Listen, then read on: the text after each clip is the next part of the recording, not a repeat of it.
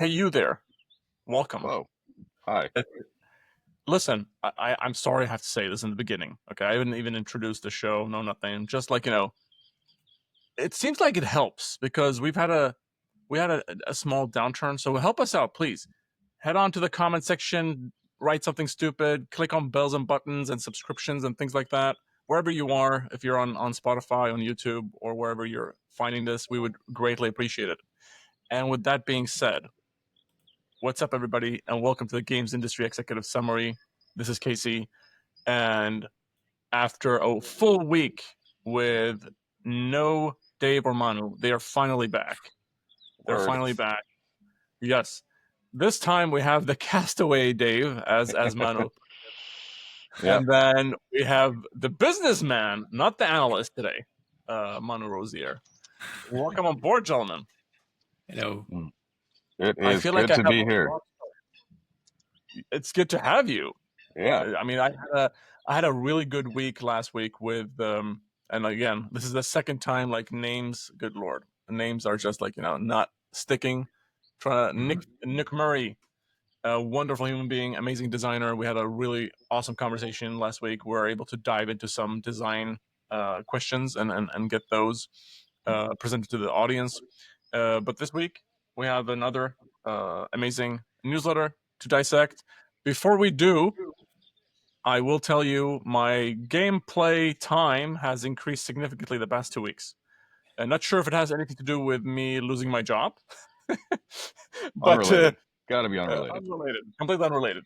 I will report I've been spending a lot of time playing Call of Duty Warzone. I have been spending time. I finished Clair Obscure, by the way, Uh-huh. and holy shit, Balatro. Jumped into boy. that. Yep, Doing the spending hard extra stuff. Yeah. Oh, and then I ordered. So funny enough, I ordered Resident Evil 4, the remake, and then it arrived. I looked behind me. I was like, "Oh yeah, I'm just gonna put the box here until I decide when to play it." And then I go to the shelf and I find it there. I was like, "What the fuck?" Like I already had it. Wow, that's pretty good. Okay, but I'll tell you, I Yeah. did get. So Resident Evil 4, it's on the table, but I'm planning to do Resident Evil 2, 3, 4, Silent Hill 2, which I also purchased recently, and then I also have Stellar Blade. Mhm. So those are the upcoming, hopefully summer titles that I can finish. 2 is the only remake that I played, but it was great. Just really, it was like I was 12 years old and playing Resident Evil 2 again. Were you able to play Resident Evil when you were a kid, like fully without being scared, or like having somebody with you? I'm trying to think. My older brother was around, so I think he was probably important for helping to figure out how to do it. And I do remember being very scared of the lickers. Those are the crawly guys, right? The liquors The are one who scary. pops out in the hallway there. Yep. Yep. And also, I actually my most distinct memory is feeling so horrified by the story of William Birkin, who had lost his humanity and become a monster. That really disturbed me. Yeah. Yeah. Yeah, I think he inject. So he lost. Did he lose his daughter or something like that? But he injected himself with the T Yeah, virus. his daughter's a character, and I think that's why it hit me so hard as a kid. It's because that character is around. Yeah, yeah. And then it doesn't help. Is it Nemesis or no? It's not Nemesis. It's a Nemesis-like character that also follows you, right? Or is Yeah, like the giant trench coat guy. yeah, the Petco guy. Yeah, that Mr. X, Mr. X. Mr. X. Yes, Yeah, because yeah. there's that scene in the police house where you see the helicopter and it drops the coffin or the box that he's stored in. Yeah. And then yeah, he chases you around. Did you play with Claire or with Chris? Claire. And then in the original, Mr. X does not show up till the second playthrough. Oh really? Yeah. Okay. I guess I have some vague memories. That was 20 years ago ish. Yeah. Yes. I like how we throw More. I around think maybe more. Yeah. we throw around these these amount of years just like it's peanuts. It is, it's I'm here in Amsterdam, it was founded hundreds of years ago. Hmm. We're all just dust in the wind, as the old saying goes. Sprinkle in some philosophy here. Yeah. Uh, awesome stuff. Manu, or this is both of you. Are you guys playing anything? I told you my entire story from the past 2 weeks. I did just for. I mean, I've played all the Resident Evil remaster or remakes. Sorry, so they are really best in class. And we're gonna have a piece about remakes and remaster in the next global gaming report that will be published in August and publicly presented in September. So I think Resident Evil 2 remake is a cornerstone in remakes, quality of remakes, expectation, and I say in general what they have done with the franchise since Resident Evil 7, it's really remarkable because it's been 7, 2, 3, 4, 2, 3, 8, 4, and they've all been incredible games. All of them have been incredible games. And 9, so there is more noise about the 9 also, which is great. I mean, this is a day one game for me. This is one of the only day one game for me, the Resident Evil. As long as I don't go and do some multiplayer stuff or co-op stuff. Well, I Well, think they learned speaking of their that, lesson. yeah. But I Yeah. saw a video yesterday though of like a influencer type video where they were talking about how Capcom avoided the kind of like the catastrophe of doing live service multiplayer for a Resident Evil game because the presentation that the developers were making, they were explicit for there was a rumor I believe or there was something where people thought was going to be a multiplayer, but they're explicitly stated that they're not doing that. They're just doing normal, and they had to explicitly say uh, it's Yeah. a normal single player game type of thing. Good. Yeah, and I think Yeah. that Yeah. the 6 was like it was kind of before the live service trend. 6 is the because there was 4, 5 was in Africa, then 6. Yeah, that was like it was trend chasing, but before live service was the trend. And so I think that they just sort of had the benefit of being able to burn themselves before the fire got too hot, so to speak. Oh yeah. Yeah. I mean, people were excited for 5 back in the day, but then as it was Yeah. launched, it was just a catastrophe from the gameplay perspective. I don't know what people are. I mean, I had a good experience with 5, so I don't know. I'm not sure about the big. I couldn't get into 6 because 6 was too many protagonists. It was more. I think there was co-op in 6, but Yeah, I think 5 so. for me was totally fine.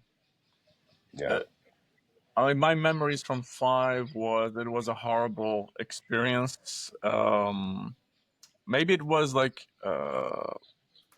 it just didn't feel like it was Resident Evil. It was Yeah. very actiony, right? Yeah. Right. And this is the type of stuff I'm gonna share my screen here. Maybe you won't see it. Yeah, I'm not sure. We'll see if you'll see it. I But don't this is see the why I type, wouldn't. okay. This is the type of stuff that kind of like made it like Resident Evil was never like super. Well, it is a serious franchise. Maybe not ultra serious, but Well, I think it's serious. It's serious, just not like seriousness looks different from Japanese media yeah, but than stuff. Mhm. Western.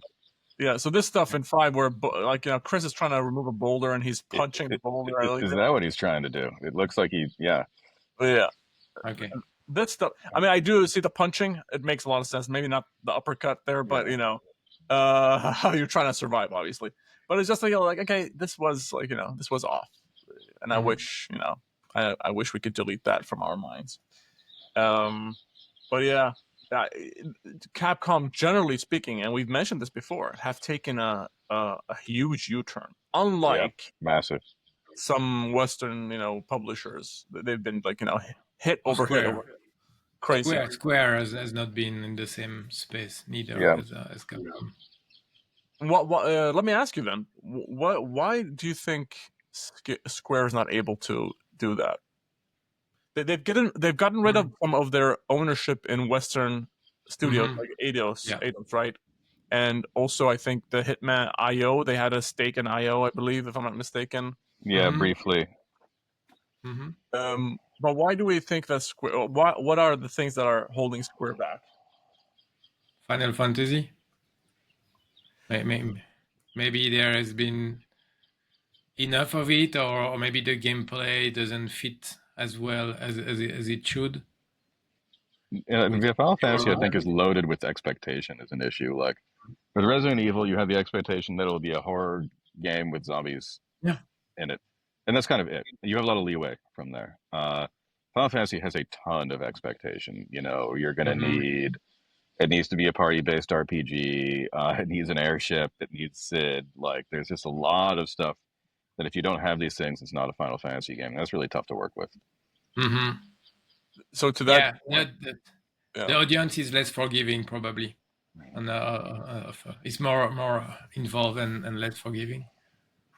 it does feel like they've painted themselves in a corner, especially after, let's say, the era of the PS3 with, or Hmm. maybe it was the end of the PlayStation 2 cycle when they did start doing 10, and then after 10, where it was this super mega, AAA production, and it just became more and more and more expensive to do. Um, Hmm. and then obviously, 7 was really the remake. That was really good that was really really good in my opinion. Yeah, But I I feel think like they made an error stretching it out, though. I agree with you completely, especially in the other one, whatever that the second one was called. It was just like, I don't need this open world stuff. I don't need to go to a tower to unlock a thing. That was never in the first game either, like, or Uh, sorry, in the original game. So why did you add these things that are not adding more value to my gameplay? Hmm. That's my and it takeaway. and it just gave people an exit point. You know, I Yeah. did not play. I didn't play the second one just because I didn't have time, even though I loved the first one. And I think there's a lot of people that are in the same boat that are like, okay, yeah, that was cool, but it just kind of flits away. Yeah, Yeah. they did nail the set the what do you want to call them, the high points of the original, like the set Mhm. pieces of if it's the what is it called, the Nibelheim Hmm. city or village, that big cannon thing. I forgot what that place is called. There are a lot of these set pieces that they've nailed, but I just feel like they could have just connected it all, and I would have an amazing experience just going from one big set piece to another, and I don't have to deal with all the other, like, open world crap. Um, but yeah, And yeah. Go ahead.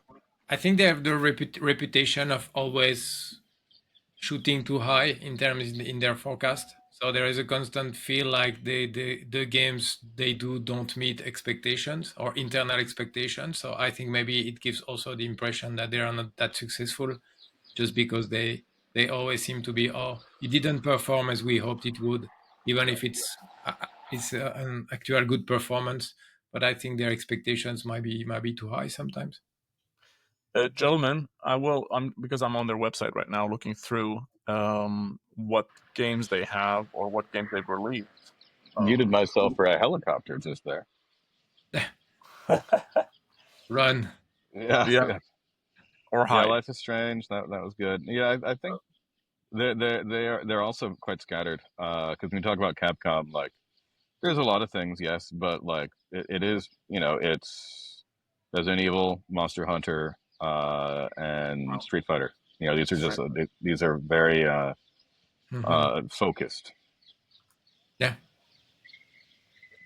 Trying to see the Capcom website. Yeah, Dragon's Dogma they did as well last year, or was it Oh yeah, They this that's just year? right. they just release quality. It's as simple as Yeah, that. Come on. It's Yeah, all yeah, start with the quality, I think. yeah. yeah. I I think think to that your yeah, point, I think Monster Mando to your Hunter, point. Monster Hunter. I Yep, mean, it's just quality. yep. yeah. I think that's the end of the day. Is like it's easy to come up with reasons, but like had Final Fantasy had what these Final Fantasies been on the same level of quality as Resident Evil 7, Hmm. then we'd be having that conversation. Is that And Capcom at the end they just hit it out of the park? and it went down when the quality of Resident Evil wasn't there. That's as simple as Yeah. that.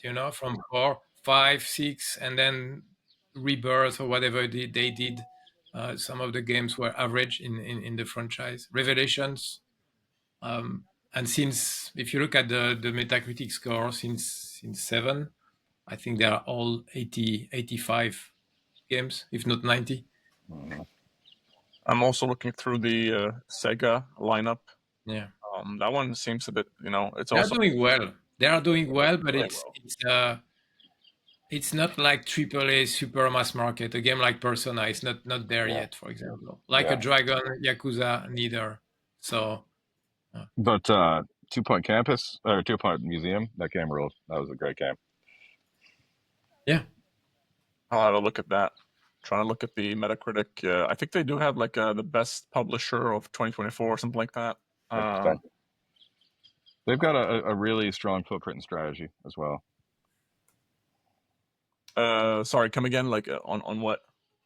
In strategy, I believe. Oh, okay. Yeah. You're talking Yeah, about the Sega. yeah, yeah. Absolutely, absolutely. Let me see here. Is this the one I was looking for? Yes, this is the one, I think. And for whatever reason, the number one is up at the top. So last year, this is the so for this year, Uh, Sega is right now has the highest point count for the best publisher, or hmm with the average Metascore 82.9 for Sega games. Capcom second, 82.1, and then third, I don't know who Axis Games, maybe they, uh, yeah. yeah, followed by Sony. Sonic. Yeah, Focus. Interesting. Yeah.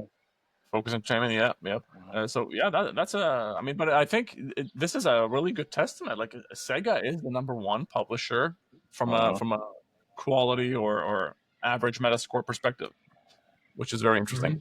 hmm hmm Really cool stuff. I'm happy we were able to dive into that, gentlemen. Do we want to move over to the newsletter?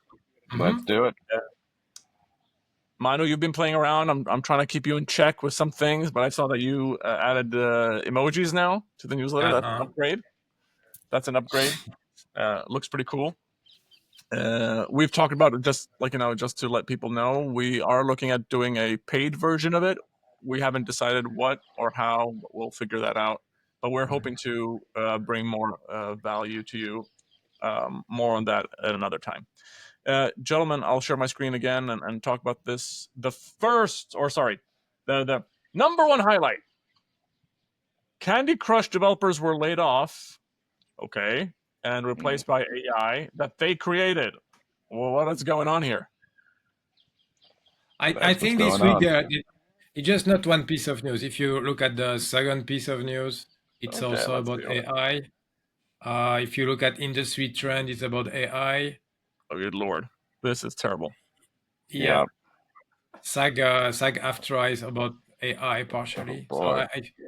this week it's more about AI. So we can talk a bit about that. I think. Um, so yes, AI is here. Yes, AI is increasing productivity for everybody, not only just video games, but like there are so many functions that you can find in any type of production or publishing that can be partially replaced. Um, so that's one thing. So that's if you look at the P&L of a video game, that's the bottom part. You're gonna make savings in the development cost Yep. to a certain extent. Like any company in the world will make savings in the same way that when computers were introduced, people were replaced. Some people were replaced by computers. It doesn't mean that there is nobody doing video games anymore. It just means that some support functions will be replaced. That's for sure. I When have to ask, Manu, is there a game? Sorry for like stopping you in the track there, but is there a game that is like super popular that we should know about that is using some type of AI? as I said, no, there is a as I said in terms of like generic functions. Yep. Many of them are, Got it. all of them are probably to a certain extent. When Yep. when you have a meeting and then you use Copilot to have a transcript of the meeting and then a AI summary, you're using AI. Okay, Fair enough. it's just for the creative part. I'm sure most company already use, they build assets, they do marketing stuff with this AI, so it's already there. From a game design, I think that's the news after one. 20% of all games released on Steam last year or this year have used AI somehow, some sort of AI. 20% of all releases, Yeah. and 7% of all the games on Steam have used some sort of AI. We don't know really the detail of that. So it's there already, Yeah. and that's helping the bottom line. That's helping your cost. The question is, will AI grow the size of the industry? Will AI generate more revenue? And we are not sure about that. We have some internal discussion because the market is already saturated with games. Mhm. There's already an excess supply of content compared to the demand. So at this point, we don't really see how that would just have people play even more just because you have AI. What it will allow is maybe cannibalization of smaller developers that can just build their games with AI much easier. So the entry barrier to game development will even be lower with the use of AI, but it will be mostly cannibalistic. So we don't see that having a actual positive effect on the market revenue in total. It will just have a positive effect on the margins. I agree with you. Thank you, Manu. Dave, I have to ask you: will we see a point now where people have like a? You remember back in the day, the Nintendo seal of quality. So you'll have this seal on games made by humans. Ultimately, yes. Yeah, you know, I just yeah, go I on. think that people generally, you know, you engage with art to engage with humanity, and that it does remain important to people. But I think that when you're talking about AI in the industry, there's a really important distinction to be made between public facing stuff, like where you have weird numbers of fingers and all that kind of thing, Mhm. and just sort of coding supports, even concept arts, like all that stuff that goes, or even support functions, all that stuff that goes on in the background, which will be used 100%. And I think that the gradual adoption is going to be people striking that balance of how much AI can you use before you look like you're using AI? Because you don't ever really want to look like you're using AI, because for all the reasons that we're already familiar Mhm. with. Yeah, And so the key for them is always to use as much as they can, while still making everything that faces the user look human, and well, look human and be human. absolutely. Um, if we look ahead, so let me ask this before I talk about the ahead question.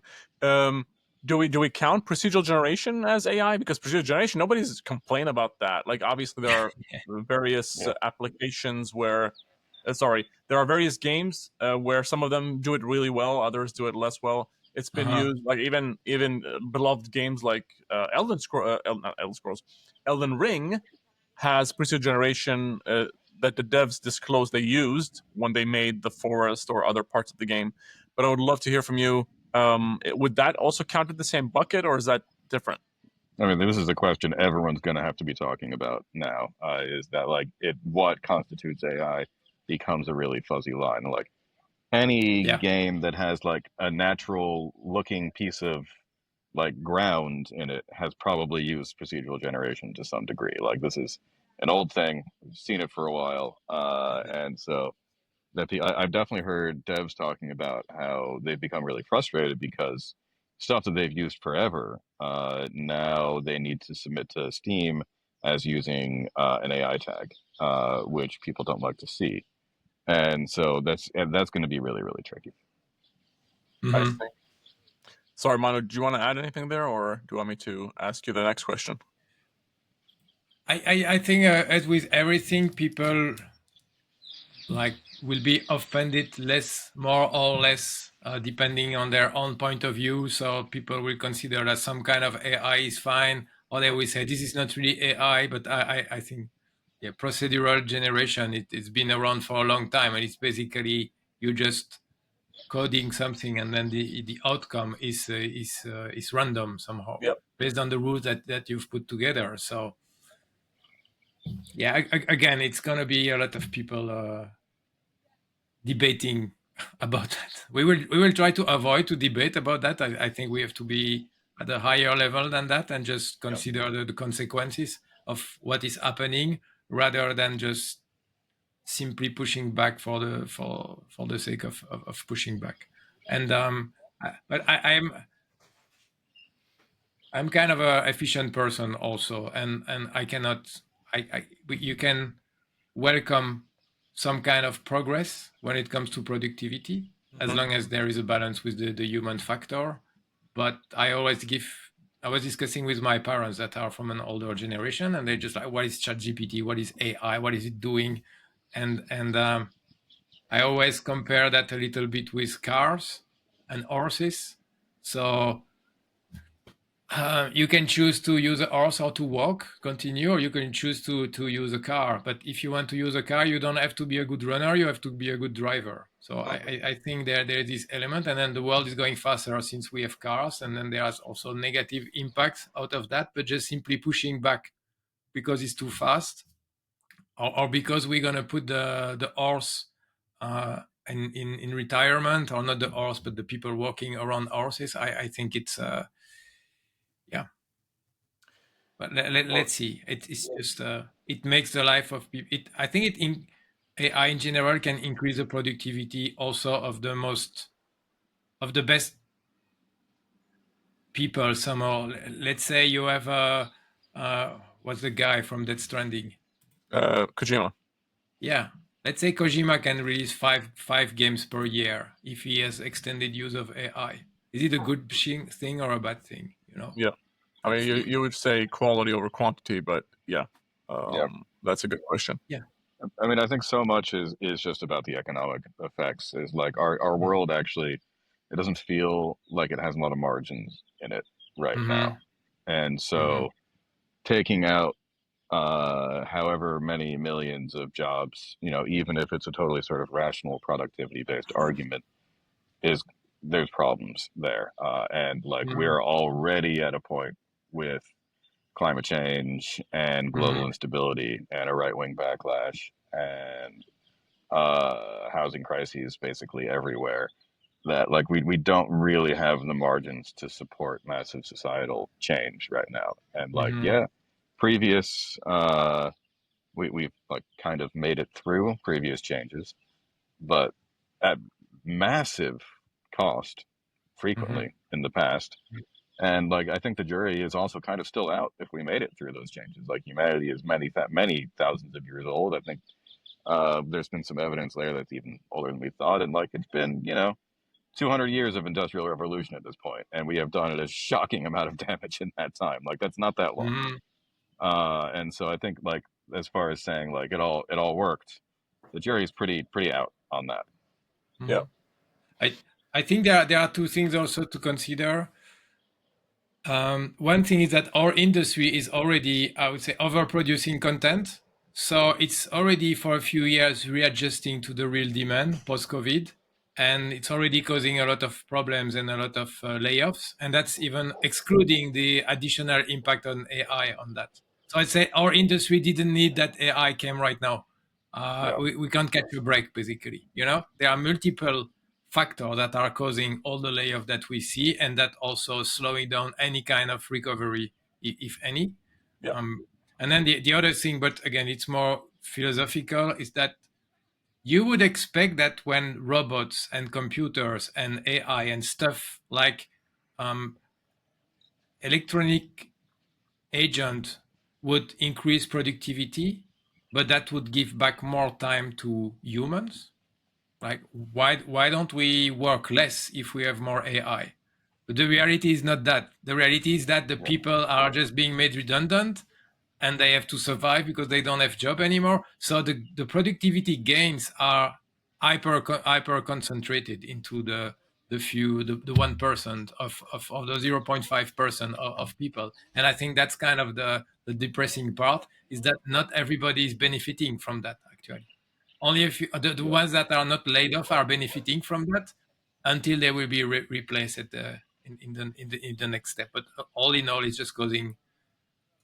I would say the average happiness of population is probably going to be lower after the AI, but it's just the people that were on the top will be even more on the top, and the inequalities will just continue stretching ultimately. But AI enables the rulers of the world to be even stronger. Yeah, that's really the crux of the problem right there, is that the benefits that it can give us are distributed so unequally that it becomes questionable if there are benefits at all. Yeah. We're getting very philosophical here. Yes. Because I was going to ask almost like, is that also an effect of capitalism? Because things are like, Yeah, the definitely. 1% is just getting, like the gap between the 1% and the rest is just getting so much bigger.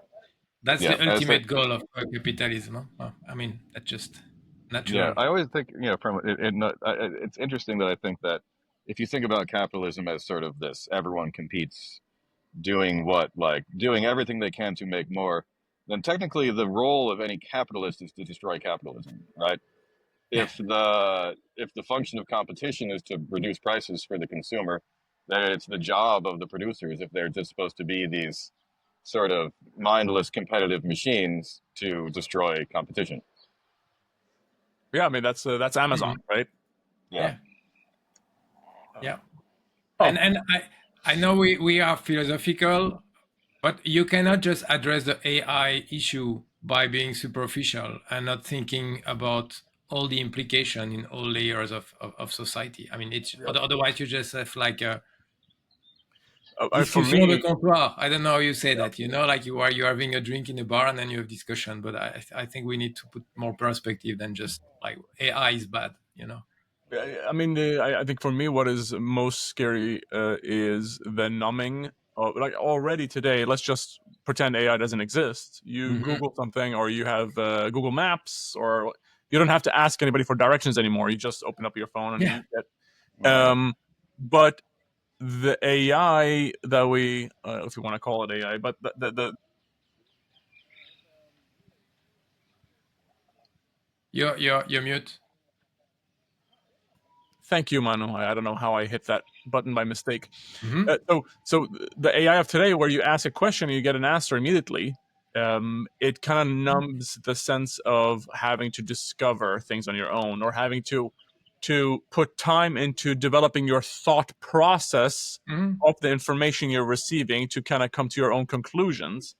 So I think I mentioned this. I'm not sure if I did to you guys, but if my kids who are aware of something like ChatGPT, that's the danger in my eyes, that they are not developing their skills to investigate on their own, instead of just getting the answer immediately.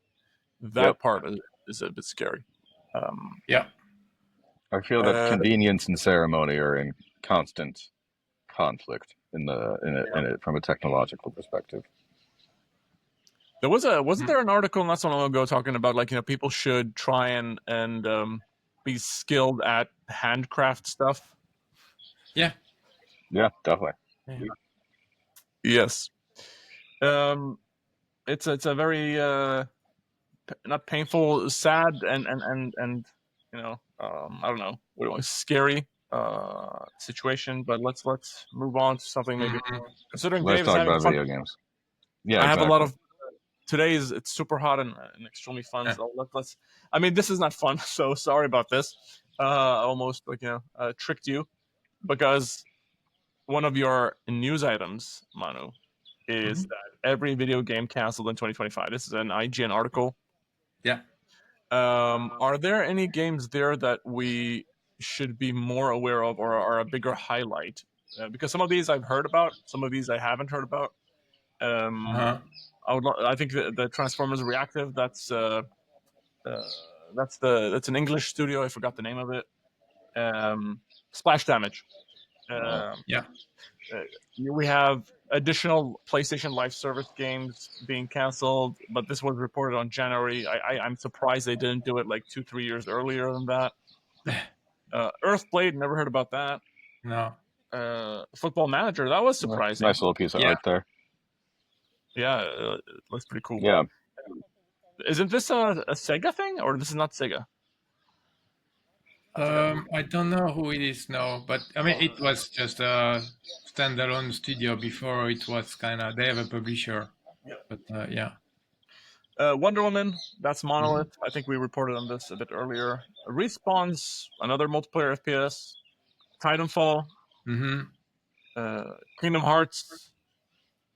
That one, that's speaking of Square Enix.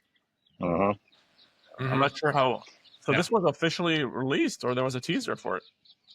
Well, it's going to have Um, Pokemon Go like GPS mechanics apparently. So that oh no! I could see people have really struggled to do anything there. So I can see that. I was trying to make be sure because I felt like part of this list was live service games and others are Mhm. just normal single player games. Battle Aces, never heard about this thing. There's Oh, also an official reveal trailer apparently. Uncapped Games. I've heard about this studio before. I don't know what they've done before. But anyways, Black Panther. We reported about that. yeah. Big one.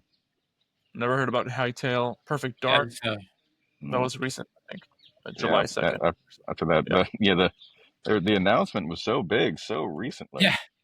This one, Perfect Dark. Yes. Yeah. Yeah. Yeah, it was a highlight of the Xbox showcase.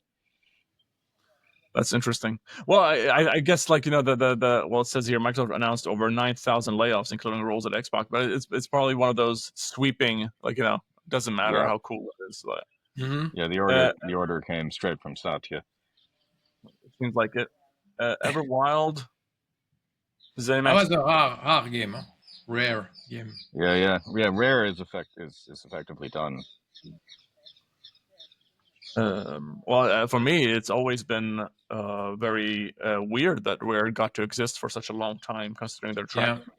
Yeah. Yeah. Uh, Well, they were pretty hollowed out in the yeah, Kinect era.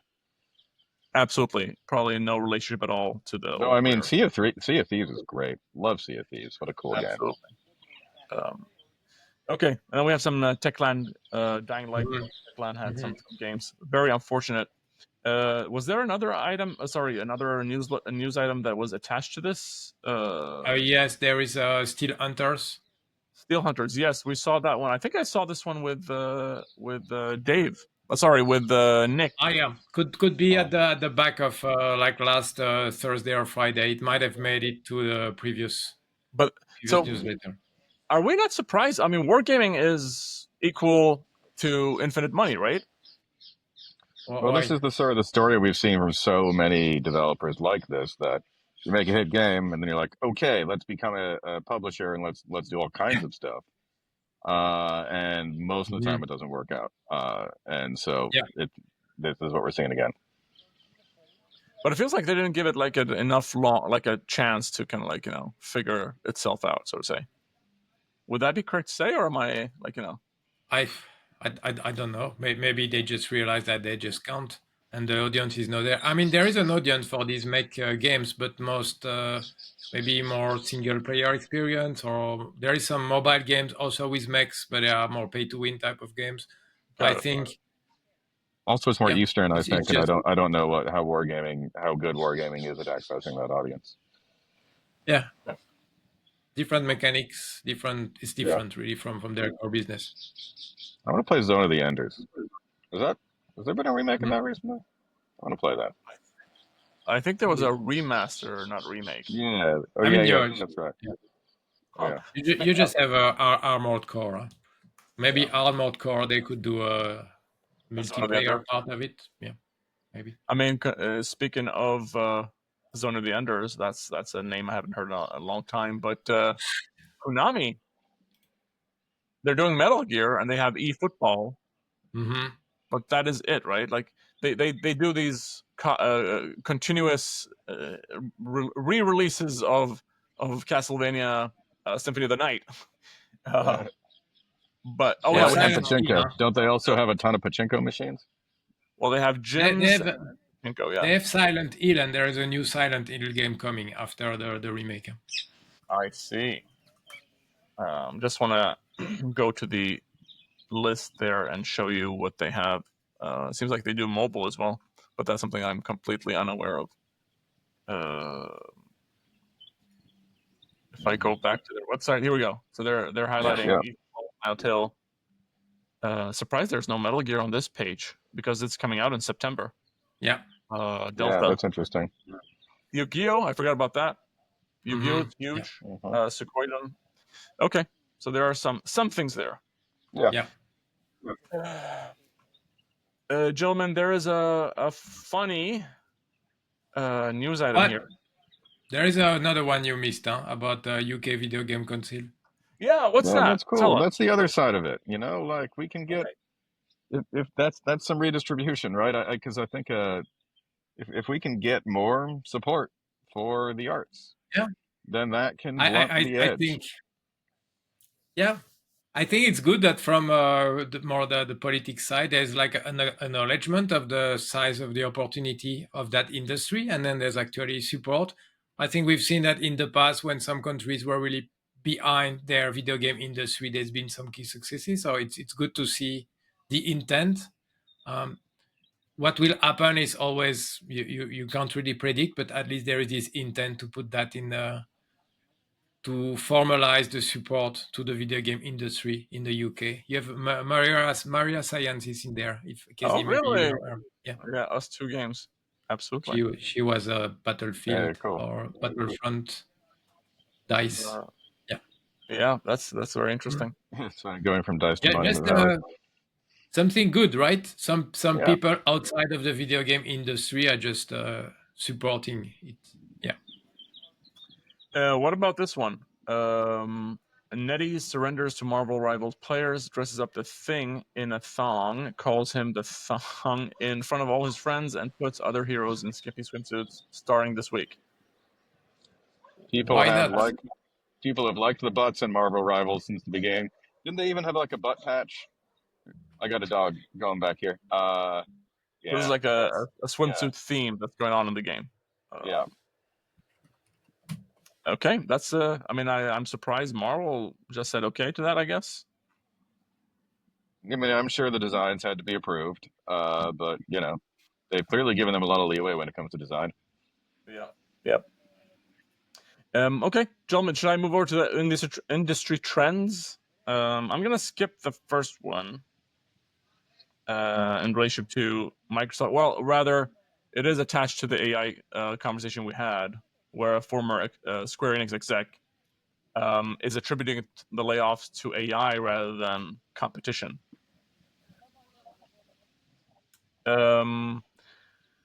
So here's another one. It would have killed the franchise. Okay, so we're talking about Dead Island 2. There was Yeah. a version that they scrapped, apparently, a long time ago. Yeah, I mean, again, when I see some testimony about what happened in the past in some studios and what decisions have been taken, I like to put it there just as a testimony. By the way, Dead I Island. just, Yeah. sorry? Sorry, go ahead. Go ahead. No, I was still stuck with the other side. I just wanted to share something that's, if you know the band Linkin Park, Yeah. What about them? and there is a story about one of their lyrics can be understood as a toothpaste caught in the Lidl, and which is Lidl, the German shop, the discount shop. And in the recent tour they made, the new lead singer was replaced Chester. Yeah. She came completely dressed with Lidl clothes. So it was also just acknowledging a meme from the fans, and I think it relates to the Marvel Rival story. It's like at Uh, some point, yeah, why not please the fan? If it's funny, everybody is happy as long as there are no copyright issue or things like that. Let's just acknowledge that you listen to your community. But That that makes a lot of just sense. I mean, I'm pretty and sure didn't they that's put out a patch? Didn't they put out a patch that made their butts bigger at one point? I think they did. could be could be, Yeah, yes. I think that happened. It's a bit in the same way that you would have games being modded, and then ultimately the developer acknowledge that the mod makes the game better, and then they implement similar solution as the mod has been trying to do. So I think it's as long as credit is given to whoever had the ideas, I think why not? Mm. Okay, here's a LinkedIn post by Nick Lombardi. I've heard that name before. How 1047 Games spent $409,000 on influencers for Splitgate 2's failed launch. By the way, looking at this Splitgate 2, I couldn't help but notice that that image looks very, very similar to Split Fiction. Yeah, There's no relationship though. true. Um, Oh, You're I gonna split didn't. a thing. like noticed that. that, but it's true. Yeah, The definitely. same colors, even the same colors and Yeah. everything. Yeah. Anyways, can you remind me what's Splitgate? Splitgate is a FPS. It's a portal FPS basically. So you can put portals and you can teleport from one place to the other. It's like a quick arena cross with portal. Got it. The first one was quite like had some success at least, and then they really decided to release a number two quite quickly, and I think they went all in with the marketing and stuff. And then there was this story about the T-shirt "Make FPS Great Again" from the producer, one of the Oh yeah. producer, and Yeah. then like basically also taunting Call of Duty developers, telling them that they always do the same game. And so there was too much of a social media battle and not enough attention to the game. And Right. actually, the games probably doesn't meet the player expectations. So you Got it. can make as much noise as you want. The more noise you make on this on social media, the bigger risk you will be judged for Yeah, your you actual you final especially product. you call out other developers, and you got to make sure you're coming correct in order to do that. Yes, you better be better. Yes, Yeah. absolutely. Yes.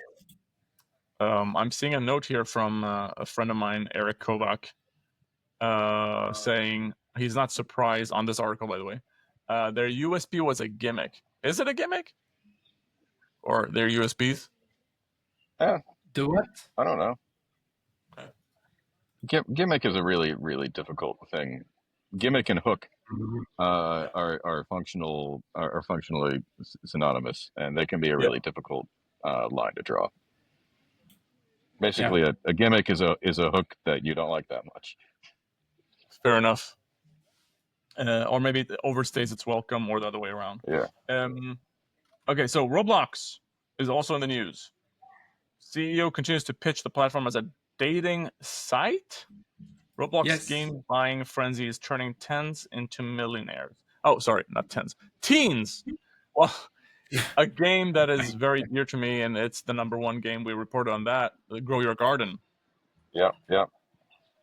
That game Yeah. is like amazing. I want to see Yeah. that game as a standalone game. Why? Yeah. Is it good? What?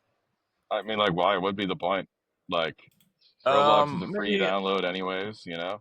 Yeah, but I don't want to be in that world, if you know what I mean. Like, I want to be in another world, or I want to have like a higher quality experience, or I want different mechanics connected to the thing, like that type of You're thing. just old.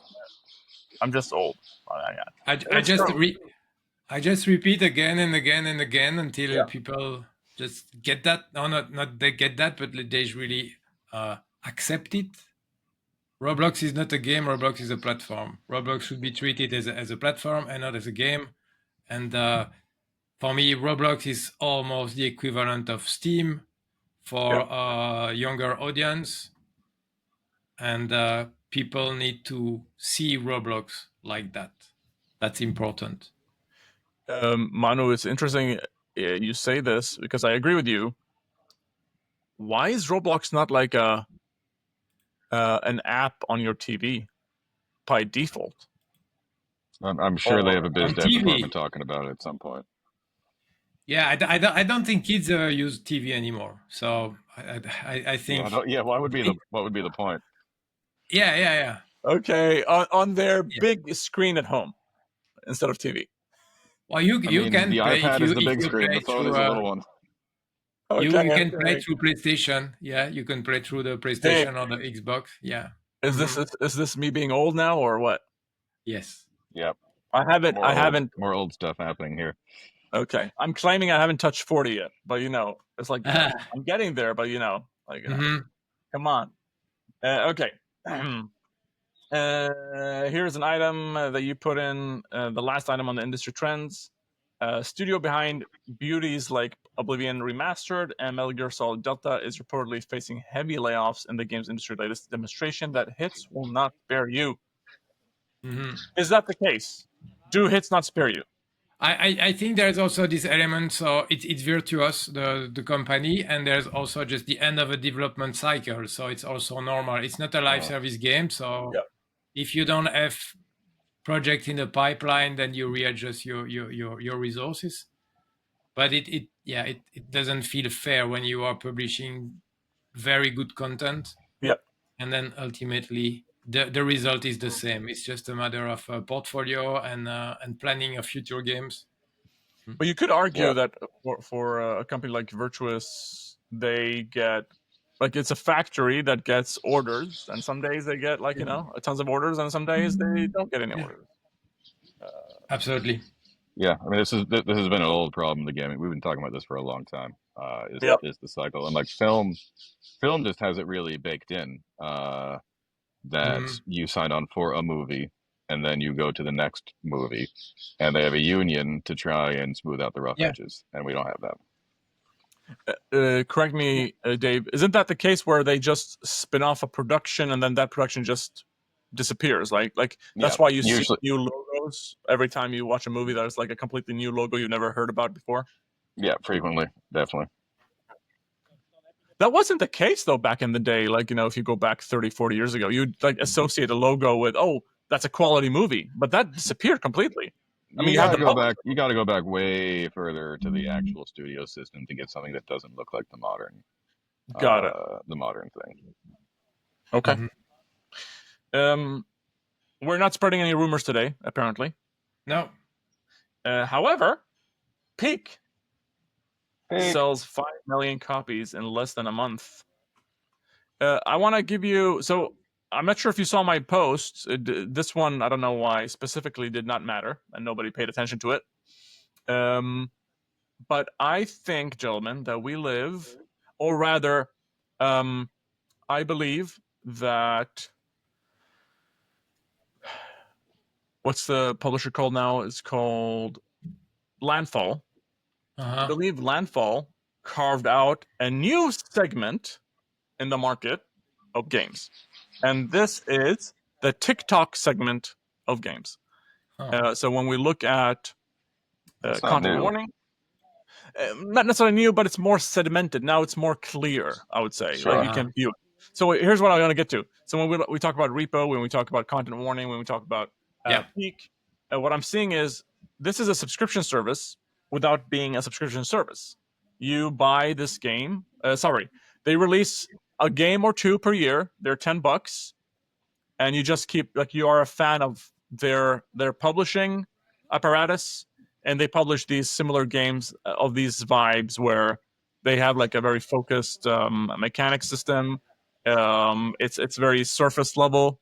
You have fun with your friends for a month or two, and then you move on, and then you come back for the next one maybe. That's my takeaway, but I would love to hear your thoughts. Yeah, I mean, I think you could easily interpret it as there's a broad pushback against the AAA model of taking 5, 6 years, making a big game, and hoping it does well. And I'd love to see more small games do well, and not especially do well and then fade away, so more games can take their place. Like if that's the direction things are going in, that's great. And it's not new for developers to have fans. It is new for them to move. Well, it's not new for them to move as quickly as this. It's old, and so it's a slightly older vision of the industry, which I like. Let's Yeah. no, on that discussion, can we go to SteamDB and have a look at what has happened? We can what's happening absolutely there? do that. I actually wanted to do it, but I forgot about it mid episode. Most played games, and Please I start by 24-hour peak. 24-hour peak. Here we go. This is 24 hours. It's in the middle.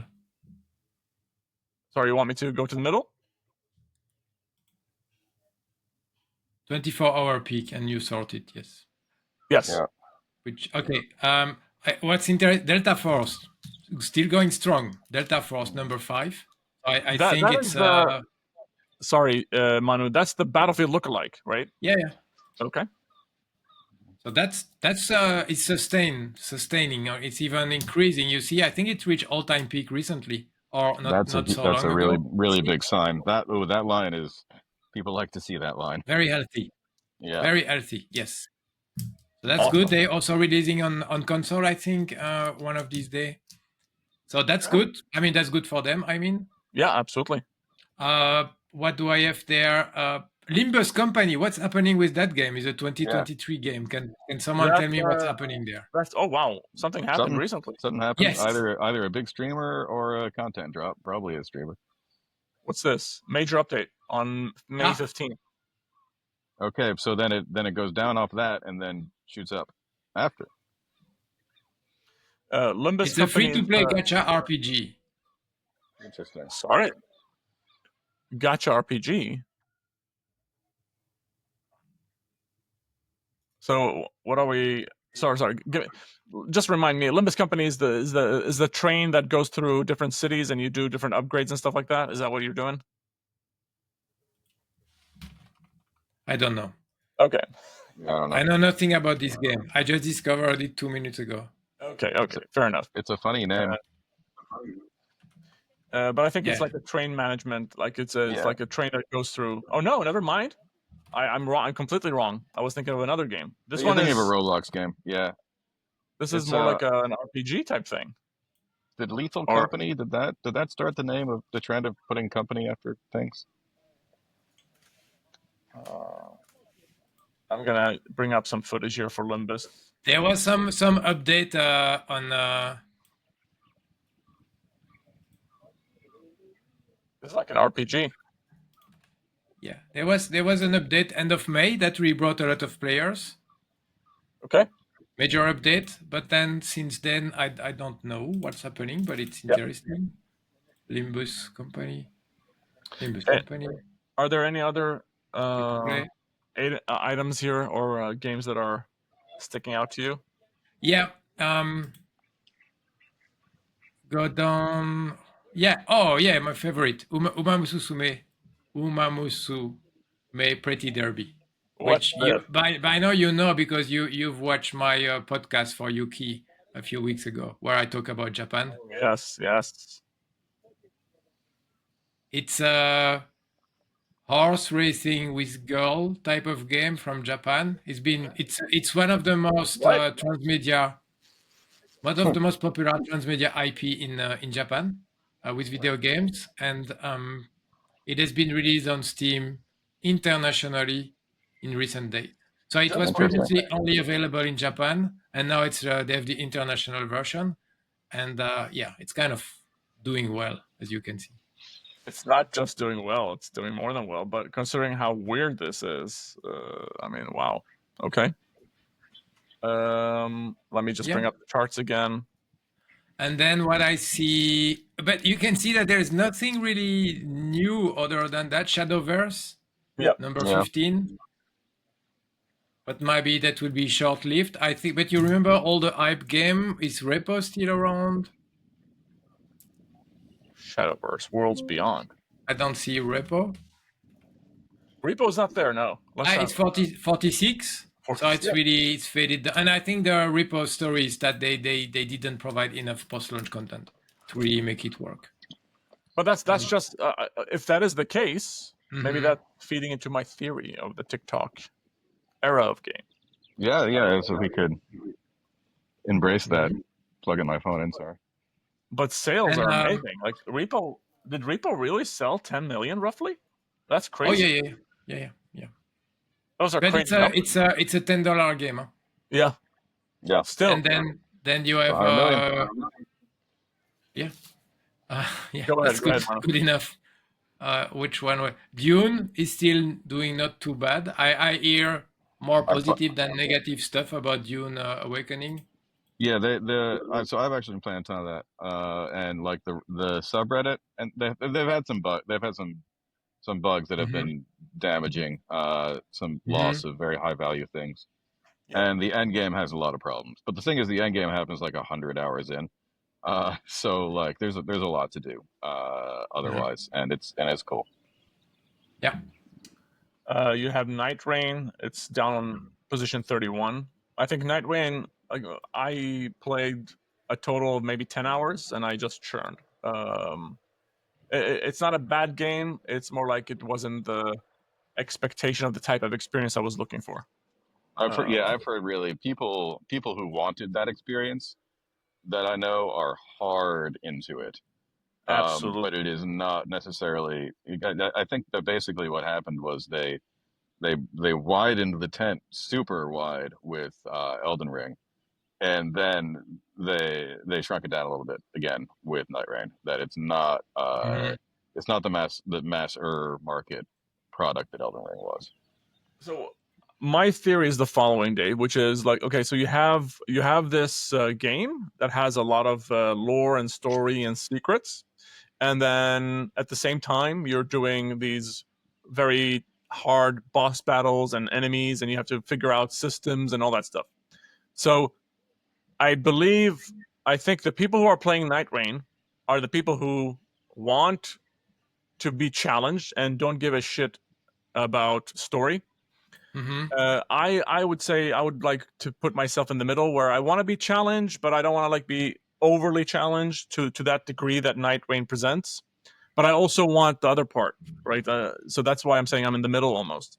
Mhm. So I think that the you know the speedrunners, the crazy influencers who do like super skilled stuff, who have like patience and want to do platinum trophies and all that stuff, those are probably the audience for this game specifically. And just to add the compounding effect that this is co-op, it just becomes much harder. So you have to find the right Yeah, buddies or Mhm. pals to play with. And if you don't have the right people to play with, then that's going to be even harder. You don't yeah, want to play with randos in this game. Yeah. But yeah, I have my group. We started playing it, like I said, but now we just shifted to Call of Duty. And here's a thing I forgot to mention, by the way. Call of Duty, um, what is it called again? The Battle Royale version. Forgot the name of it. Anyway, Warzone. thank you. Warzone. They introduced Warzone Casual, which is so good, so good. this is Because Mhm. the bot heavy mode. yes, Yeah. exactly. And that one got me a bit addicted because I want the challenge of meeting other players, but I don't want to be overwhelmed. As soon as I drop, they just kill me, and I have to like wait for a couple minutes to Yeah. respawn. Here, I'm in the action. I get some kills. I get like warmed up before I actually meet What is more. it? What is it? Warzone Casual. Ah, it's like a Fortnite Blitz. Blitz is the same. Short There you go. session. Yeah. Mm. Okay, but we're having a lot of fun doing that. Yeah. Yeah. Any Wait, is it a other? short session thing or is it just Warzone No, no, with no. more bots? It's a Yeah, yeah, full on. yeah. So it's But just they a do. Warzone match. It's like Fortnite does a similar thing, but informally. You don't choose a mode with more bots. Yeah, You got placed it. into that mode if you're lower on the ranking. Yeah, Yeah. and it's also one of their uh, first player experience, part of the FTUE sessions, the first time Mhm. user experience rather. Yeah, you get to Um, win. yeah, but I will add another thing as well. They do have a mode, a smaller map, Mhm. Rebirth. It's called. So there's a time frame where you can infinitely respawn if your teammates are alive. You can infinitely respawn, and then once you reach the last circles, that's when the respawning stops and like the real deal starts. So Mhm. you have an opportunity to not just die and having to stay there and wait until something happens. But I Yeah. want to highlight one more thing, by the way, Manu, which It's is just becoming deathmatch. so yeah, more or less, yes, Dave, exactly. So PUBG is number 2 on Steam, and we've spoken about PUBG. Like it has been in the top 5 for the past 2-3 years now. Um, do we know if, on top of your head, is there anything you know about PUBG? Like, why is it still so popular? It's popular in Asia and in China, and the player base in China keeps growing. So I think it's probably helped by the market dynamic on Steam at least. But Apex is there, you know. Apex is also always top 5, top 10 maximum. Ah, Trying to see. There's an 8th anniversary surprise that happened last year or 2 years ago. I, Destructible terrain update. yeah. That was this Wow, year. that's cool. That's cool. Yeah, a ranked And mode. Sorry, go ahead. just to be clear, Battle Royale is still as popular as ever. Huh? Mhm. They are not stopped. Yeah. What has stopped is that there are no new competitors. But Battle Yeah, Royale is not a dead genre at all. Okay, Fortnite would be as high, maybe not Counter-Strike level, but not far than that. Yep. Warzone, I think it's more of a console game, so you don't see it here, and probably you would also have directly on the Game Pass on Microsoft or the Xbox app. Yep. So Battle Royale is doing very well. It's just that the market is kind of frozen because there are five games. Naraka is a Battle Royale. Even Marvel Rivals cannot get as high as these Battle Royale games. Yeah, and there's sort of a So way that thinking about these goes where like there was a ton of chatter obviously when they were the new trend, and there's less chatter because there's less to talk about. But that doesn't that has not affected the popularity. It just sort of doesn't mean it means that for people who aren't playing it, you don't see it as much. Yeah. It's like you don't talk that much about Counter-Strike Go, but it's or Counter-Strike Dota. Yeah, exactly. No? Yeah. It's a Well, League it's of like Legends.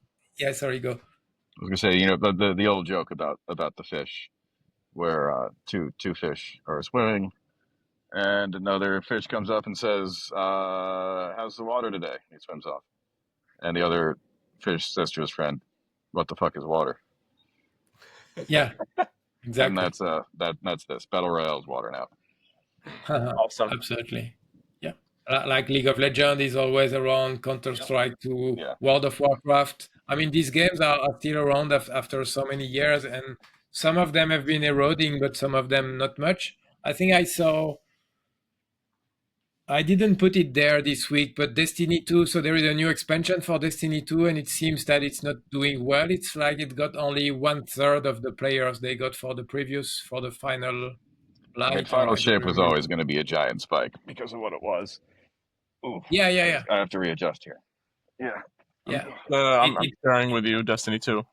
It was sold. I think it felt like it was sold as the last expansion ever somehow, but then it wasn't anymore. It was the end of that story, and it was the definitive end of that story. Not the end of the game, but there was always going to be a challenge between making good on that promise and keeping people around after.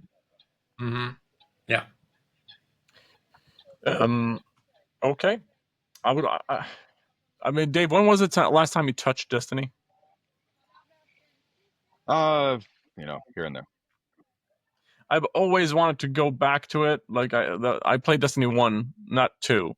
But I just every time I start Destiny 2, it's just like I feel like I'm unwelcomed. Yeah, maybe it's they have overwhelming. serious new and lapsed players problems, definitely, and it's one of those things where it is definitely it remains one of the most mechanically satisfying and sophisticated shooters on the market, and that is such a big part of what keeps it around. Is that's good, and then it has challenges making it work. But I just have so many great memories of raids, and they've done really incredible things over the years. But I mean, this is the problem. One of the major problems with the live service era, which we've been in for a long time now, is that like all stories do come to an end. Like World of Warcraft is still going. That's probably one of the oldest mass market things that we can point to. But that got to where it was, and and like even that will hit a wall. I don't know when, but it will. And that's the problem with live services, that ultimately we know how the story ends. It's just that we are going to delay it for as long as we possibly can. Absolutely. Gentlemen, I think we have reached the end here. It's been fantastic talking to you. It's been a very long time, and I'm really happy that you're back. Hoping to see you again next week. Next week. I hope so. Yeah, I guess we'll see you on the next one then. All right. Awesome. Yep. Thank you. Bye. Bye.